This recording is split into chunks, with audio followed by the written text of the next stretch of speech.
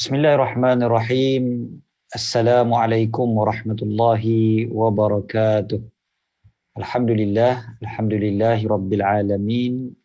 Wassalatu wassalamu ala sayyidina wa habibina wa syafi'ina maulana Muhammadin al-amin wa ala alihi tayyibin wa ashabihi al-akramin wa azwajihi at-tahirati ummahatil mu'minin wa man tabi'ahum bi ihsanin ila yaumiddin.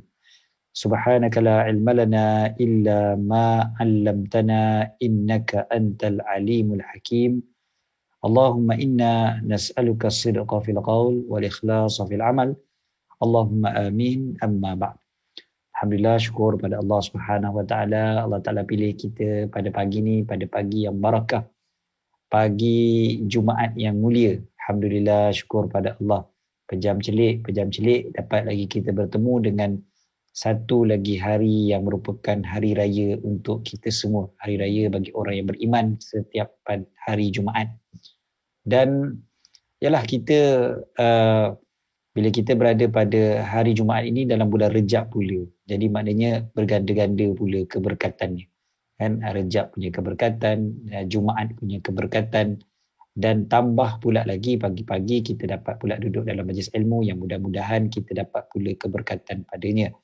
Jadi berganda-gandalah keberkatannya. Alhamdulillah, kita bersama-sama dengan Tazkirah Pagi Dewan Dakwah Majlis Dakwah Negara yang insya-Allah kita teruskan lagi siri yang ke-8 daripada siri-siri perbahasan kita berkenaan keberkatan ilmu. Bagaimana untuk kita mendapat keberkatan daripada ilmu. Ini yang kita sebutkan tentang barakah kan. Jadi hari ini hari Jumaat yang penuh keberkatan, tambah pula Rejab yang berkat, kita duduk dalam majlis ilmu yang mudah-mudahan barakah untuk kita pelajari pula bagaimana untuk mendapatkan barakah ilmu. Jadi banyak betul guna perkataan barakah tu. Mudah-mudahan kita dapatlah keberkatan tu, insya-Allah. Okey. So macam mana kita ni pagi Jumaat persiapan kita, insya-Allah? Bagaimana dengan persiapan bermula daripada malam tadi ataupun petang semalam? Sebab mula keberkatan Jumaat itu daripada petang Khamis kan. Jadi mula daripada petang semalam kita dah prepare macam-macam untuk mendapatkan, untuk menadah keberkatan Jumaat. Maka begitu jugalah dengan ilmu sebenarnya.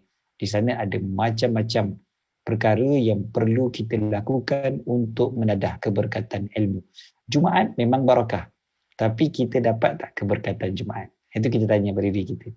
Dan bagaimana agaknya kita punya persiapan, bagaimana dengan adab-adab kita sepanjang hari Jumaat, malam Jumaat dan hari Jumaat. Jadi itu semua menentukan sama ada kita dapat keberkatannya ataupun tidak. Jumaat memang barakah, dapat ke tidak, itu cerita lain. Ibaratnya kalau hujan turun tetapi kita tidak ada bekas untuk menadah air, maka kita tak akan dapat juga air tersebut. Samalah juga dengan keberkatan Jumaat dan juga keberkatan ilmu.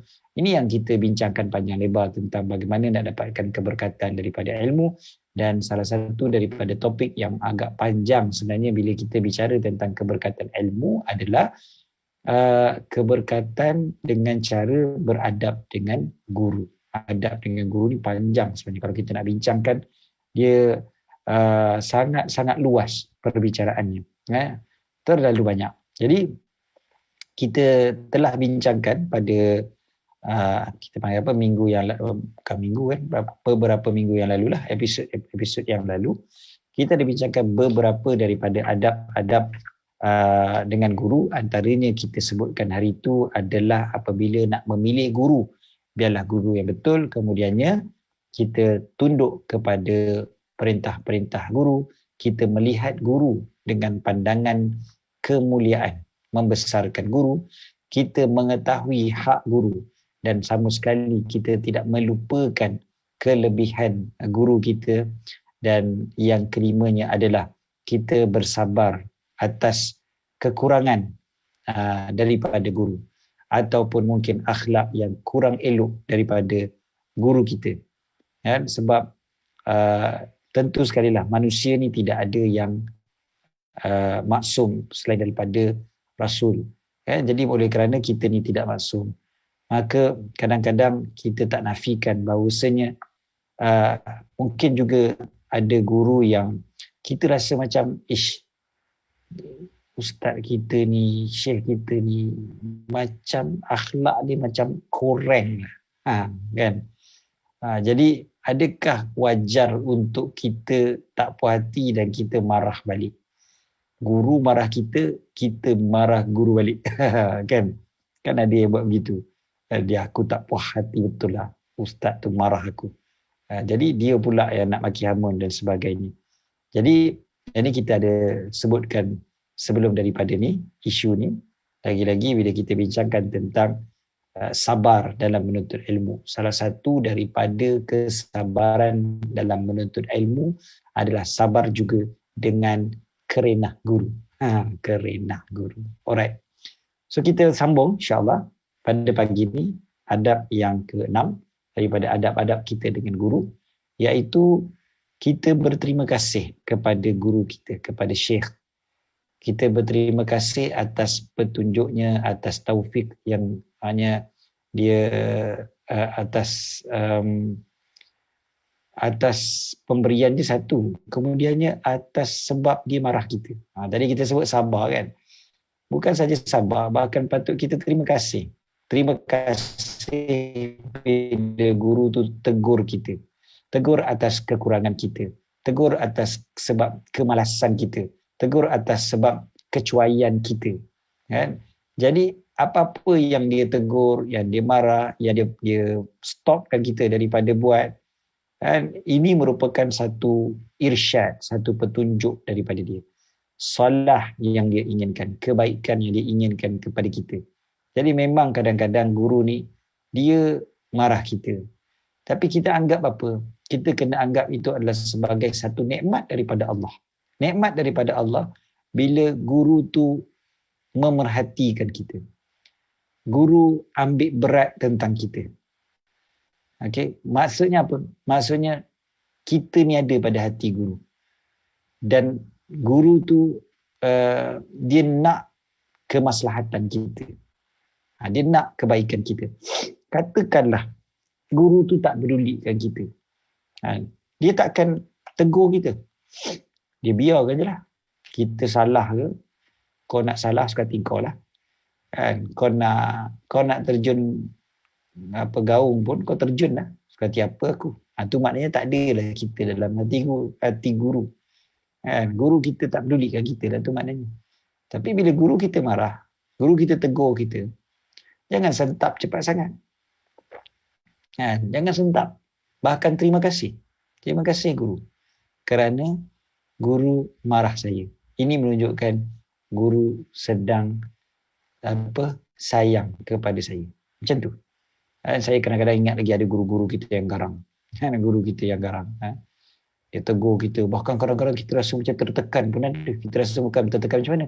Macam kita ni lebih sangat pula dia pandang. Bukan lebih dia pandang, maksudnya bukan pandang tinggi. Maksudnya dia scrutinize. Dia teliti sangat. Kita silap sikit dia tegur. Orang lain silap banyak dia tak tegur pun. Contoh kan. Kawan-kawan kita silap punya banyak. Dia diamkan aja. Kita silap sikit aja. Kita rasa sikit kan. Tapi yalah. Kita silap memang sikit je. Tapi yang detail-detail itulah yang dia tegur je. Jadi sebenarnya bila kita fikirkan balik, itu tandanya apa? Itu tandanya dia sayang pada kita. Dia ambil berat pada kita. Kan kalau kita ambil berat, kita akan lebih detail sebenarnya. Salah-salah sikit-sikit pun kita akan detailkan. Kan ada orang dia tak suka kena tegur. Kena tegur ni. Sebab sayang sebenarnya tegur tu. Kalau tak sayang, dia apa kita? Asyik lah kau. Kau nak salah, sekati kau lah. Kau nak jadi jahil sepanjang hayat, sekati kau lah. Kalau guru lah. Kalau mak bapak macam tu juga kan. Bila kita sayang pada anak kita, kita tegur dia. Kalau kita tak sayang, dia boleh apa dia. Tapi tidaklah biasa mak bapak semua sayang pada anak lah. Cuma ada lah tempoh-tempoh dia, ada had masa, ada had umur dan sebagainya tu. Tapi sebenarnya ceritanya, teguran itu adalah teguran kasih sayang. Walaupun kadang-kadang teguran itu nampaknya kasar. Jangan kita nampak kepada kasarnya teguran itu. Tapi sayangnya orang yang menegur. Itu di pihak kita. Di pihak yang menegur itu, dia perlu belajarlah. Kalau kita yang menegur, maka kita perlu belajarlah bagaimana nak menegur dengan baik. Tapi sekarang ni kita pihak yang ditegur. Jadi bila kita berada di pihak yang ditegur, jangan melihat kepada cara orang yang menegur. Tapi tengok kepada sayangnya dia. Oleh kerana itulah dia menegur kita. Fikir kebalik, Allah sayang dia kat aku. Guru aku ni, untung aku. Sebab dia selalu tengok aku. Dia selalu pandang aku. Dia selalu teliti kalau aku salah, aku silap. Kan? Ada saja yang dia nak betulkan aku. Alhamdulillah, aku dibetulkan. Aku dibetulkan. Kan? Ada saja yang aku dibetulkan. Jadi kan untung sebenarnya tu. Jadi ini yang disebutkan sebagai berterima kasih. Berterima kasih, bersyukur atas nikmat tersebut. Nikmat ni bukan semua orang dapat sebenarnya. Bukan semua orang dapat nikmat ditegur oleh guru. Okay? Jadi saya sampai sekarang masih lagi ada guru yang menegur. Alhamdulillah, itu satu nikmat. Saya Allah, Alhamdulillah ada guru yang menegur. Okay? Bila disebutkan satu perkara kesilapan kita dan sebagainya, Alhamdulillah. Kan? Perbincangan kita nanti ditegur balik. Alhamdulillah, syukur sangat pada Allah SWT bila ada orang yang menegur kita, apatah lagi seorang guru. Okey, adab yang berikutnya. Adab yang berikutnya bagaimana untuk kita bertemu dengan guru dalam satu majlis. Selain daripada majlis umum lah. Kalau majlis umum dekat masjid, majlis umum dekat dewan yang besar, itu cerita lain lah. Ini kita cerita majlis-majlis yang khusus, ataupun kita pergi ke rumah dia, ataupun di bilik dia, ataupun majlis-majlis yang tertutup, kan? Tempat-tempat yang tertutup dan sebagainya. Macam mana kita nak masuk? Pertama sekali adalah kita jangan masuk melainkan setelah minta izin. Minta izin dulu. Boleh ke tidak kita datang, boleh ke tidak kita masuk. Tak kisahlah sama ada syekh kita tu, guru kita tu di dalam keadaan bersendirian ataupun ketika dia bersama dengan orang lain. Kan mungkin dia ada kawan-kawan dia waktu tu. Mungkin juga ada anak-anak murid yang lain. Kadang-kadang anak murid ni ada 5-6 orang pengajian khusus. Kita pun nak join. Kita kena tanya dulu. Kita tak boleh main masuk aja. Kan bahkan kalau pengajian itu di rumah guru contohnya kan. Jangan kita main datang aja pertama. Dan jangan kita main bawa aja kawan untuk datang. Katakanlah kita memang adalah anak murid kepada guru tu. Dalam majlis yang khusus. Bukan majlis yang umum kat masjid yang ramai-ramai yang semua orang boleh datang. Ini majlis yang tertutup. Pengajian yang tertutup. Jangan kita datang. Bila kita datang tu, katakanlah kita memang dah tiap minggu ataupun tiap bulan kita belajar dengan guru tu. Jangan kita pandai-pandai bawa kawan yang lain. Melainkan setelah kita minta izin dulu daripada guru. Dia ibarat macam datang rumah lah. Kita kalau pergi rumah orang, kita tak boleh main terjah saja rumah orang. Perkataan terjah rumah ni bukan adab sebenarnya. Terjah bukan satu adab. Lagi-lagi pada guru. Jangan sekali-kali gunakan perkataan terjah pada guru. Okay? Walaupun bahasa orang sekarang yang bahasa kononnya lah, Ustaz relax, Ustaz ni orang muda zaman sekarang ni memang istilah dia gitu. No. Itu tidak ada adab. Kita perlu minta izin. Minta izin tak jadi terjah dah lah. Kemudiannya jangan pergi, kalau kita pergi rumah orang, kita kalau nak bawa kawan, kita kena bagi tahu. Berapa orang? Kena bagi tahu. Jangan alah tak apa. Jangan alah tak apa kan. Kalau kita jadi tuan rumah, kita pun tak seronok. Kita siapkan makanan, minuman untuk 3 orang sekali, yang datang 7 orang contohnya. Tak boleh begitu. Jadi kena bagi tahu. Lainlah kalau macam Nabi SAW tu cerita lain. Nabi ada mukjizat. Itu cerita lain yang kan waktu Nabi diajak makan tu. Lepas tu Nabi ajak semua sahabat-sahabat yang lain kan dalam peperangan tu. Perang Khandaq kan. Datang ramai-ramai sekaligus untuk makan. Tak apalah. Nabi makanan yang sedikit jadi banyak. Kita yang banyak jadi sikit. Kita terbalik. Na'udzubillah. So kena jaga-jaga benda tu. Kemudiannya kalau kita tak tahu syekh ni nak bagi ke tidak kebenaran tu. Katakanlah kita nak masuk ke rumah, kita nak masuk ke bilik syekh. Kadang-kadang kita masuk bilik guru kan. Bilik guru.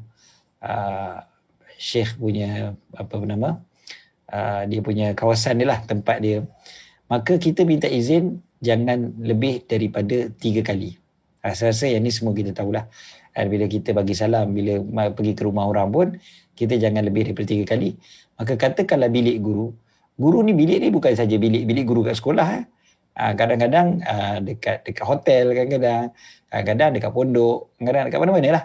Pondok kadang ada bilik yang guru kita duduk. Jadi kita jangan ketuk pintu tu kuat-kuat.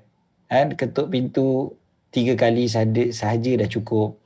Bahkan disebutkan para ulama sampai mengatakan bila nak ketuk pintu guru pun, perhatikan benda ni betul-betul. Hatta nak ketuk pintu guru pun mereka akan ketuk dengan hujung jari ni. Tik tik tik macam tu. Bukan gini, tak kan. Macam ni, hujung jari. Tik tik tik. Macam tu. Kalau gini tak kuat, begini. Kan? Dengan jari, bukan dengan tangan, bukan dengan pelumbuk. Okay? Hujung jari, kalau tak boleh juga dengan jari lah. Macam ni kan. Dia bergantunglah kepada lokasi, jarak antara pintu tu dengan guru tu. Kadang kalau bilik tu besar, luas, guru entah kat dalam sekali memang tak akan dengar, dan bolehlah ketuk kuat sikit. Kan? Ada loceng, tekan loceng contohnya kan. Jadi dia bermula daripada yang paling perlahan sekali supaya tidak mengganggu guru. Manalah kita tahu guru tengah solat ke, guru tengah baca Quran ke, guru tengah tidur ke, kena pula guru ada sakit jantung, terkejut dia dan sebagainya. Kemudiannya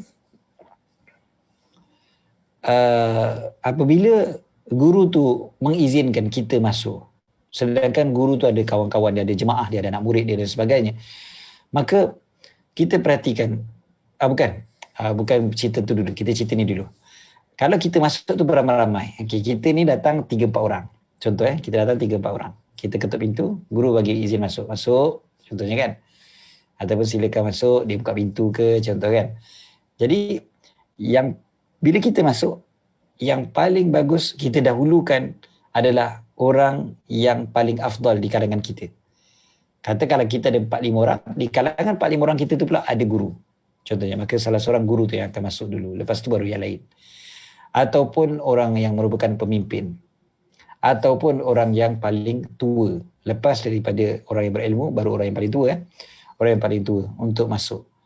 Kita bagi salam kan, macam itulah. Kemudiannya bila kita masuk itu pula dalam keadaan yang tenang, jangan kelang kabut, dalam keadaan badannya suci, dalam keadaan pakaiannya suci, bersih, kuku bersih, rambut bersih, jangan ada bau-bau yang masyam, jangan sampai mengganggu guru dengan perkara-perkara tersebut.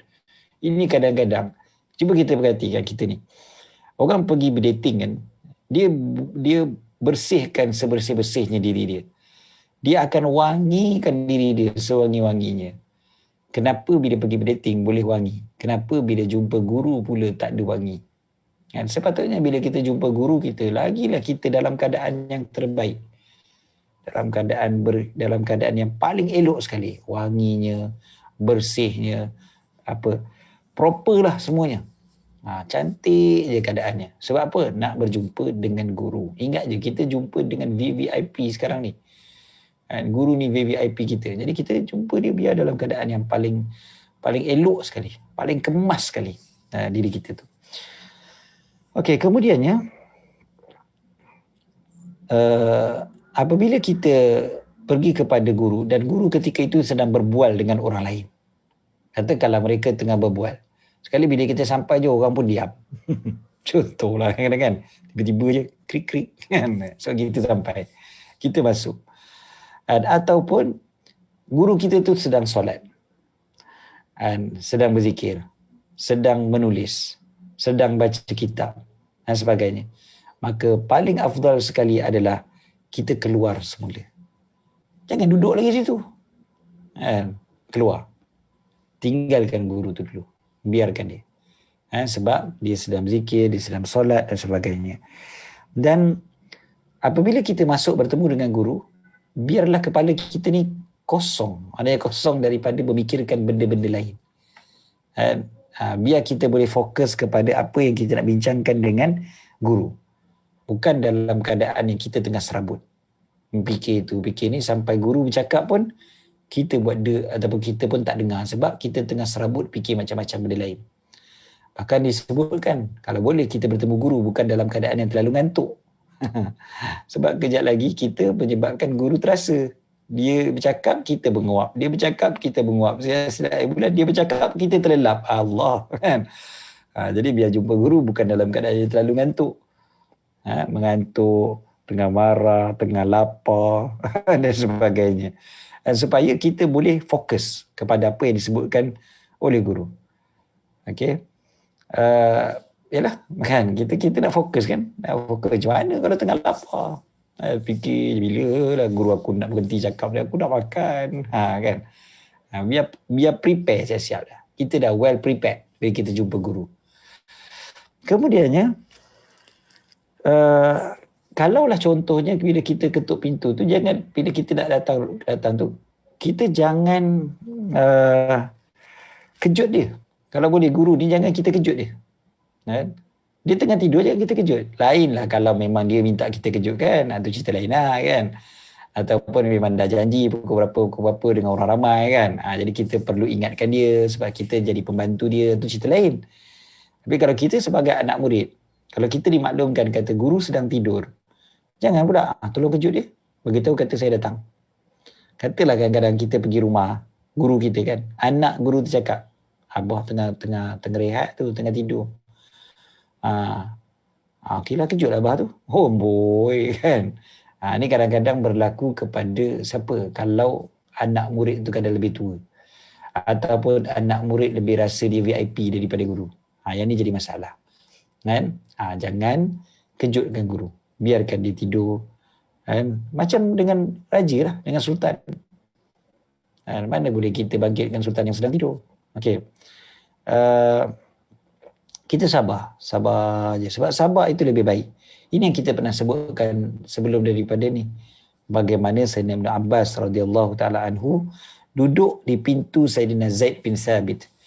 Ini kita pernah bincangkan hari itu. Sayyidina Abdullah bin Abbas ilmunya sangat-sangat tinggi. Tapi beliau menuntut ilmu juga daripada sahabat seorang lagi namanya Sayyidina Zaid bin Thabit yang sangat terkenal pula dengan ilmu hukum hakam.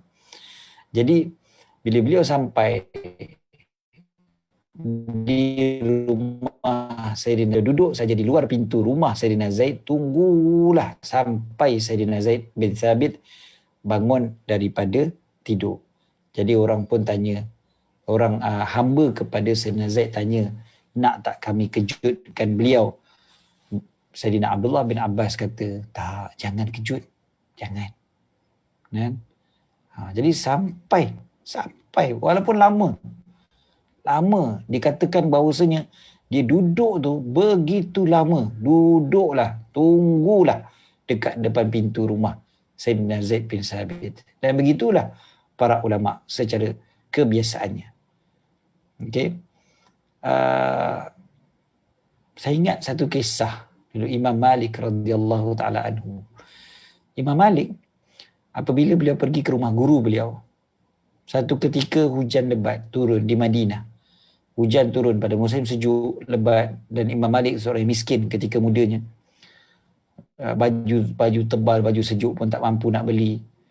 Dalam keadaan sejuk hujan, beliau terlambat sedikit sampai ke rumah gurunya. Lewat sikit je. Lewat. Sampai di rumah gurunya, beliau ketuk pintu. Gurunya tak buka pintu. Apa beliau buat? Beliau tunggu depan pintu rumah gurunya. Pada waktu malam hari ni, malam sejuk, hujan. Madinah pula bukannya hari-hari hujan macam tempat kita. Hujan tu big deal bagi diorang. Kan? Sampai dekat rumah guru tak buka pintu. Dia tunggu guru dia. Sampailah bila guru dia keluar untuk pergi ke masjid pada waktu pagi sebelum subuh. Sebelum subuh, guru pun buka pintu, tengok Imam Malik duduk di luar kesejukan. Kan? Apa pertama sekali kata guru dia? Apa kata-kata pertama yang keluar daripada guru Imam Malik? Kata beliau, kenapa engkau datang lambat malam tadi? Itu soalan dia. Kalau kita lah, mesti kita harapkan guru akan cakap, kenapa engkau kesiannya kau sejuk-sejuk je ni kat luar. Mungkin kita harap macam tu kan. Tapi guru dia tak cakap macam tu. Guru beliau kata, kenapa engkau datang lambat malam tadi? Dah tunggu sampai ke pagi pun masih lagi kena marah, masih lagi kena tegur. Gitulah yang menjadikan seorang imam itu sebagai seorang imam, seorang alim itu sebagai seorang alim, seorang yang hebat itu menjadi hebat kerana didikan guru itu. Jadi jangan kita jadi cepat sangat nak terasa dan sebagainya. Bahkan memang kita kena tunggu sampailah guru tu sesuai dengan dia. Macam tu jugalah apabila kita nak baca buku, kan, kita tanya bila waktu yang paling sesuai. Jangan sibukkan dan jangan susahkan guru kita, lagi-lagi kalau dia tengah sibuk, kan. Dan mungkin kadang-kadang guru ni dia malu untuk menolak permintaan kita. Jadi dia pun iakan je lah, kan, sebab dia segan nak tolak permintaan. Jadi sebenarnya kita yang sepatutnya meminta guru menentukan waktu, bukan kita yang menentukan waktu. Okey.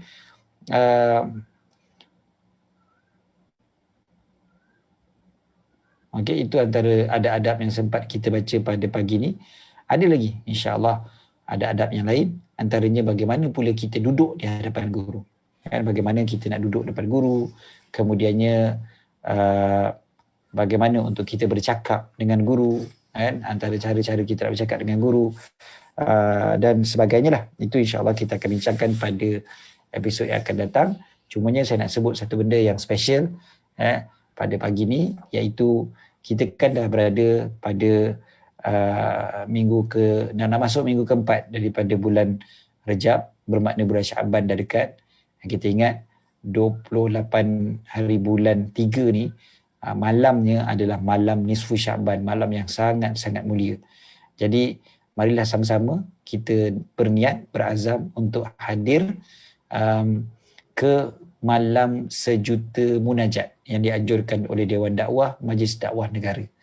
Malam sejuta munajat. Allah, rugi kalau kita tak bersama-sama ni. Kita nak sama-sama seluruh rakyat Malaysia bermunajat kepada Allah Subhanahu wa taala. Nanti detailnya akan dimaklumkan dari masa ke semasa di